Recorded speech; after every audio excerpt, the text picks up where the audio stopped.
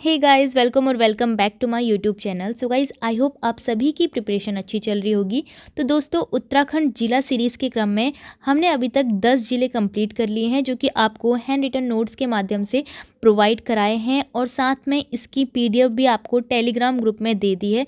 अगर आपने अभी तक ज्वाइन नहीं किया है तो कॉमेंट बॉक्स में लिंक होगी टेलीग्राम चैनल, जो कि भाविनी पांडे के नाम से है।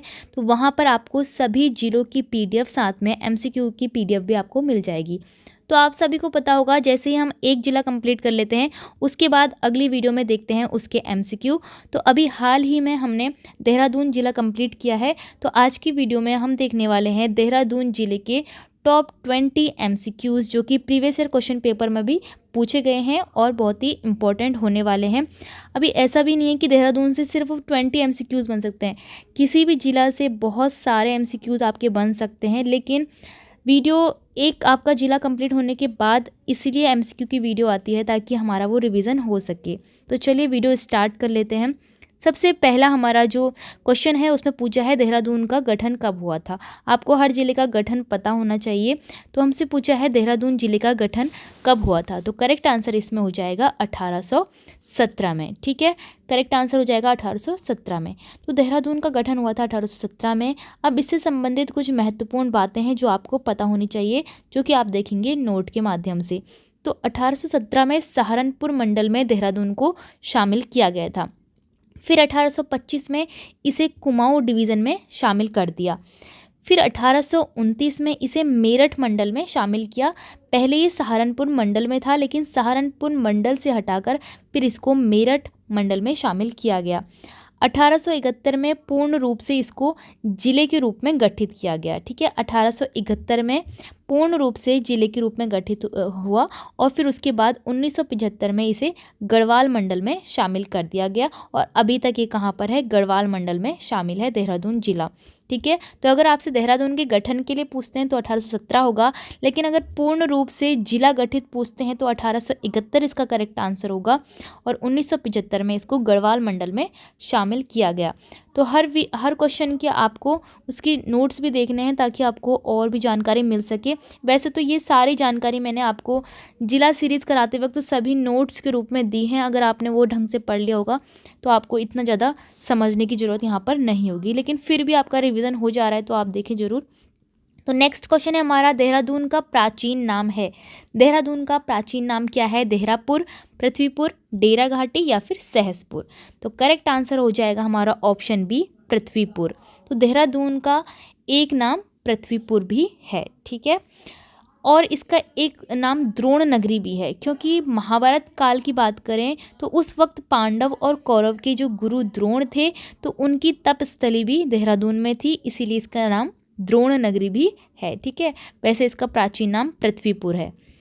अगला क्वेश्चन क्या है? देहरादून जनपद की सीमा उत्तराखंड के कितने जिलों से मिलती है? तो यहाँ पर जब हमने भौगोलिक परिदृश्य पढ़ा था जिला सीरीज़ में, तो मैप के माध्यम से हमने देखा था कि देहरादून की सीमाएं कहाँ कहाँ से लगती है, किन राज्य से लगती है, किन जिलों से लगती है। तो जिलों की बात करें तो उत्तराखंड के 4 जिलों से इसकी सीमा लगती है। कौन कौन से जिले हैं वो? टिहरी से, पौड़ी, हरिद्वार और उत्तरकाशी से। ठीक है, अगला क्वेश्चन है, किसाऊ बांध परियोजना किस नदी पर है? किसाऊ बांध परियोजना देहरादून में एक नदी परियोजना है। तो ये किस नदी पर है हमसे पूछा है, तो करेक्ट आंसर क्या हो जाएगा? टोंस नदी पर। ठीक है, तो टोंस नदी यमुना की सहायक नदी है। टोंस नदी पर स्थित जो परियोजनाएं हैं, महत्वपूर्ण परियोजना आपको पता होनी चाहिए। एक है छिब्रो बांध परियोजना, एक है इच्छरी, कहीं पर इच्छारी भी लिखा होता है, कहीं पे इच्छरी लिखा होता है। तो इच्छरी बांध परियोजना और है किसाऊ बांध परियोजना। तो ये 3 परियोजनाएं जो टॉप की हैं टोंस नदी पर, इनके नाम आपको याद होने चाहिए। अगला क्वेश्चन है, उत्तराखंड में सर्वाधिक साक्षरता वाला जिला कौन सा है? तो उत्तराखंड में सबसे अधिक साक्षरता वाला जिला भी देहरादून ही है। 2011 की जनगणना के अनुसार 84.25% यहाँ की साक्षरता है।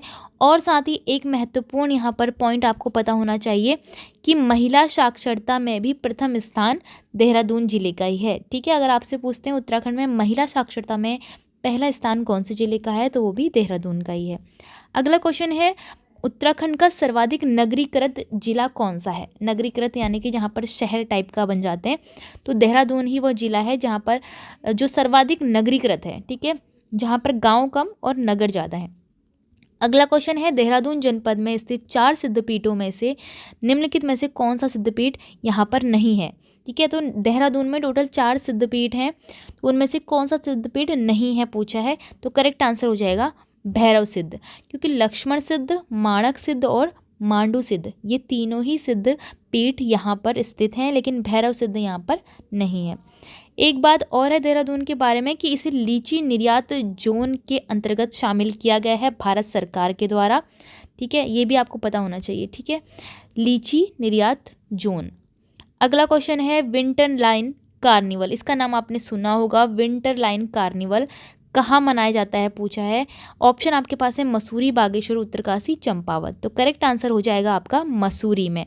तो एक तो स्विट्जरलैंड के अलावा मसूरी में मनाया जाता है, क्योंकि एक जो आपका ये विंटर लाइन कार्निवल है वो स्विट्जरलैंड में मनाया जाता है, और उसके अलावा सिर्फ एक ही जगह पे जो कि है मसूरी उत्तराखंड में, यहाँ पर विंटर लाइन कार्निवल मनाया जाता है। क्यों? क्योंकि यहाँ पर विंटर लाइन की घटना देखने को मिलती है, ठीक है। अब देखो और भी कुछ बातें हैं मसूरी के बारे में जो आपको ध्यान में रखनी है। पहला तो है कि मसूरी का एक नाम पर्वतों की रानी भी है, और मसूरी का नाम मसूरी क्यों पड़ा, कभी कभी ऐसे भी पूछ सकते हैं, तो आपको बताना है मंसूर के अधिकतर पौधे यहाँ पर हैं, इसीलिए मंसूर के पौधों के नाम पर मसूरी का नाम रखा गया है। मसूर की खोज की बात करें तो 1825 में इसकी खोज हुई, कैप्टन यंग ने इसकी खोज की थी, और ये आयरलैंड देश से संबंधित है, ठीक है। कैप्टन यंग कहाँ के थे? आयरलैंड के। तो मसूरी की खोज करी इन्होंने 1825 में, ठीक है। यहाँ पर विंटर लाइन कार्निवल मनाया जाता है। अगला क्वेश्चन है, इनमें से किस नाम से मसूरी को नहीं जाना जाता है? देखो, गंगोत्री यमुनोत्री का प्रवेश द्वार मसूरी को कहा जाता है। अभी हमने पढ़ा पर्वतों की रानी भी मसूरी को कहा जाता है।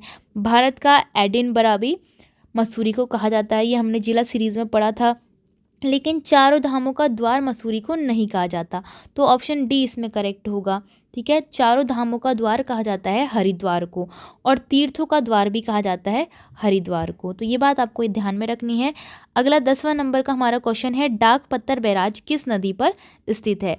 तो डाक पत्थर बैराज किस नदी पर स्थित है पूछा है। करेक्ट आंसर हमारा हो जाएगा यमुना नदी पर, ठीक है। तो एक शक्ति नहर है, शक्ति नहर भी डाक पत्थर बैराज से ही निकलती है, या कह सकते हैं उस पर बनी है। तो शक्ति नहर डाक पत्थर बैराज से निकलती है। कभी आपसे ये क्वेश्चन पूछ सकते हैं कि देहरादून में शक्ति नहर किस बैराज से निकलती है, तो कहाँ से निकलती है? डाक पत्थर बैराज से। और ये किस नदी पर बना हुआ है? ये यमुना नदी पर बना हुआ है। अगला क्वेश्चन है हमारा, मसूरी में स्थित लाल बहादुर शास्त्री राष्ट्रीय प्रशासनिक अकेडमी की स्थापना कब की गई? तो करेक्ट आंसर क्या हो जाएगा? 1959 में, 1 सितंबर 1959 में, ठीक है। 1 सितंबर 1959 में लाल बहादुर शास्त्री राष्ट्रीय प्रशासनिक अकेदमी की स्थापना हुई थी। 1972 में लाल बहादुर शास्त्री नाम इसमें जोड़ा गया। पहले ये केवल राष्ट्रीय एक अकेडमी थी, लेकिन बाद में इसमें लाल बहादुर शास्त्री नाम जोड़ा गया 1972 में, और जस्ट 1 साल बाद प्रशासनिक शब्द भी इसमें जोड़ दिया गया, ठीक है। तो तब से ये बन गया लाल बहादुर शास्त्री राष्ट्रीय प्रशासनिक अकादमी, ठीक है। अब आपसे एक आईएमए का भी पूछ सकते हैं, इंडियन मिलिट्री एकेडमी है देहरादून में, ये क्वेश्चन भी बार बार आता है, आईएमए कहाँ है और इसकी स्थापना कब हुई? तो इसकी स्थापना हुई थी 1 अक्टूबर 1932 को, ठीक है, ध्यान में रखना, 1 अक्टूबर 1932 को। अगला क्वेश्चन है, मसूरी नगर पालिका की स्थापना कब हुई थी? कई बार ये क्वेश्चन पूछ लेते हैं, क्योंकि उत्तराखंड की सबसे पुरानी नगर पालिका है ये मसूरी नगर पालिका। इसकी स्थापना पूछा है कि कब हुई थी, तो करेक्ट आंसर आपका हो जाएगा ऑप्शन बी, 1842 में। उत्तराखंड की सबसे पुरानी नगर पालिका है, ठीक है। 21 सितंबर 2009 से मसूरी नगर पालिका ने सभी वाहनों पर इको टैक्स लगाया था। तो जितने भी वाहन मसूरी के अंतर्गत आते हैं, जैसे कभी टूरिस्ट के वाहन जो आते हैं, तो उन पर मसूरी नगर पालिका के द्वारा एक एडवांस में एक एक्स्ट्रा टैक्स लगाया जाता है, जिसका नाम है इको टैक्स, ठीक है। इसकी शुरुआत हुई 21 सितंबर 2009 में। मसूरी के बारे में आपको एक बात और याद रखनी है, उत्तराखंड का पहला अखबार फर्स्ट न्यूज़पेपर द हिल्स की शुरुआत भी मसूरी से ही हुई थी। 1842 में इसकी शुरुआत हुई थी। ठीक है, अब देखिए मसूरी गोलीकांड भी आपको पता होना चाहिए, 2 सितंबर 1994। ठीक है, 7 लोग इसमें शहीद हुए थे, आपको बताइए होगा 2 सितंबर 1994। अगला क्वेश्चन है मसूरी वन्य जीव विहार की स्थापना कब हुई? तो करेक्ट आंसर क्या हो जाएगा? 1993 में। मसूरी वन्य जीव विहार देहरादून में है और ये उत्तराखंड का सबसे छोटा वन्य जीव विहार है, जिसका क्षेत्रफल देखिए 10.82 वर्ग किलोमीटर है। ठीक है, बहुत ही छोटा इसका क्षेत्रफल है, इसलिए उत्तराखंड का सबसे छोटा वन्यजीव विहार भी है। 1993 में इसकी स्थापना हुई थी।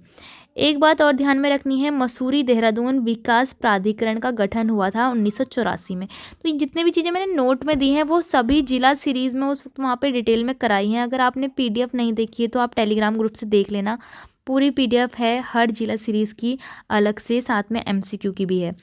अगला क्वेश्चन है कौन सा जलप्रपात चक्राता में स्थित है?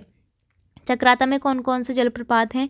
कीमोना फॉल और टाइगर फॉल दोनों ही हैं, तो ए एंड बी दोनों ही करेक्ट आंसर होंगे। चक्राता आपको पता है पहाड़ों का राजा इसे कहा जाता है, और पहाड़ों की रानी किसे कहते हैं? मसूरी को कहते हैं। पहाड़ों का राजा चक्राता, दोनों ही राजा रानी कहाँ है? देहरादून में। ठीक है, कीमोना फॉल और टाइगर फॉल दोनों ही चक्राता में है। अभी चक्राता सीट के बारे में भी पूछ लेते हैं कि विधानसभा में जो एसटी आरक्षित सीट है हमारे उत्तराखंड में, 2 एसटी आरक्षित सीट हैं विधानसभा में, तो वो कहाँ कहाँ पर है? एक चक्राता में है और एक नानकमत्ता उधम सिंह नगर में है। तो चक्राता वाली सीट का भी आपको ये ध्यान रखना है, देहरादून में है ये।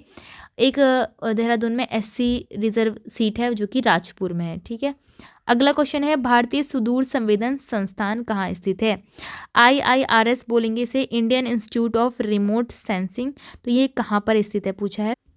करेक्ट आंसर इसमें हो जाएगा देहरादून में। ठीक है, देहरादून में स्थित है भारतीय सुदूर संवेदन संस्थान। अगला क्वेश्चन है देहरादून में स्थित FRI फॉरेस्ट रिसर्च इंस्टीट्यूट की स्थापना कब हुई थी? तो करेक्ट आंसर इसमें हो जाएगा 1906 में। अब 1906 में कैसे? क्योंकि 1878 में यहाँ पर सिर्फ एक फॉरेस्ट स्कूल था। ठीक है, फॉरेस्ट स्कूल ऑफ देहरादून था। फिर 1884 में इसका नाम imperial forest school of Dehradun कर दिया गया। फिर 1906 में इंपीरियल फॉरेस्ट रिसर्च इंस्टीट्यूट इसमें शब्द जोड़ा गया, तो रिसर्च इंस्टीट्यूट, तो FRI में भी फॉरेस्ट रिसर्च इंस्टीट्यूट आता है, इसलिए अगर आपसे रिसर्च इंस्टीट्यूट के लिए पूछेंगे तो 1906 इसका करेक्ट आंसर होगा। ठीक है, सबसे पहले 1878 में फॉरेस्ट स्कूल की स्थापना हुई, फिर 1884 में imperial forest school of Dehradun की स्थापना हुई, फिर 1906 में इंपीरियल फॉरेस्ट रिसर्च इंस्टीट्यूट इसको बना दिया गया। ठीक है, अगला क्वेश्चन है भद्रराज मेला कहाँ लगता है? तो भद्रराज मेला आयोजित किया जाता है मसूरी में, आपको ध्यान में रखना है। अभी देहरादून के कुछ और भी मेले हैं इंपॉर्टेंट, जैसे कि झंडा मेला, बिस्सू मेला जो कि जौनसार बावन क्षेत्र में लगता है, नुणाई मेला, टपकेश्वर मेला जो कि टपकेश्वर मंदिर में लगता है। तो ये मेले भी इंपॉर्टेंट है, इनको ध्यान में रखना। अगला क्वेश्चन है कुब्जा मृग किसका प्राचीन नाम है? कुब्जा मृग किसका प्राचीन नाम है? ऋषिकेश का प्राचीन नाम है। ऋषिकेश बसता है गंगा और चंद्रभागा नदी के संगम पर। ठीक है, अगला क्वेश्चन है मौर्य सम्राट अशोक का कालसी शिलालेख किस लिपि में लिखा गया है? तो कालसी शिलालेख के बारे में आपने पढ़ा होगा, यमुना नदी के तट पर ये स्थित है देहरादून में। तो मौर्य शासक जो सम्राट अशोक थे उन्होंने इस शिलालेख को किस लिपि में लिखा गया है पूछा है, तो करेक्ट आंसर हो जाएगा ब्राह्मी लिपि में। अगर भाषा पूछते हैं तो पाली या प्राकृत होगी, लेकिन लिपि पूछा है तो ब्राह्मी लिपि में इसको लिखा गया है। अब एक लास्ट क्वेश्चन है आप सभी के लिए जो कि आपको कमेंट बॉक्स में बताना है, वो है सहस्त्रधारा जलप्रपात कौन सी नदी पर स्थित है? तो देहरादून में सहस्त्रधारा जलप्रपात है, जिससे कि गंधक युक्त जल बोलते हैं। ऐसा क्वेश्चन आ जाता है कि गंधक युक्त जल कौन से वाटरफॉल से प्राप्त होता है? तो सहस्त्रधारा जलप्रपात है जो कि देहरादून में है। अब हमें बताना है कि जो सहस्त्रधारा जलप्रपात है, वाटरफॉल है, वो कौन सी नदी पर स्थित है? ऑप्शन आपके पास है सोंग नदी, बाल्दी नदी, बिंदाल नदी या फिर ऋषिपर्णा नदी। तो आपको इस क्वेश्चन का आंसर कमेंट बॉक्स में बताना है। सो आई होप आपके लिए वीडियो हेल्पफुल रही होगी। अब हमारे पास उत्तराखंड जिला सीरीज़ के केवल 3 जिले बचे हैं जो कि है उत्तरकाशी, टिहरी और पिथौरागढ़। तो नेक्स्ट वीडियो इन्हीं 3 जिलों में से किसी एक जिले की आएगी। वीडियो अगर आपके लिए हेल्पफुल रही होगी तो वीडियो को लाइक शेयर और चैनल को सब्सक्राइब जरूर कीजिएगा।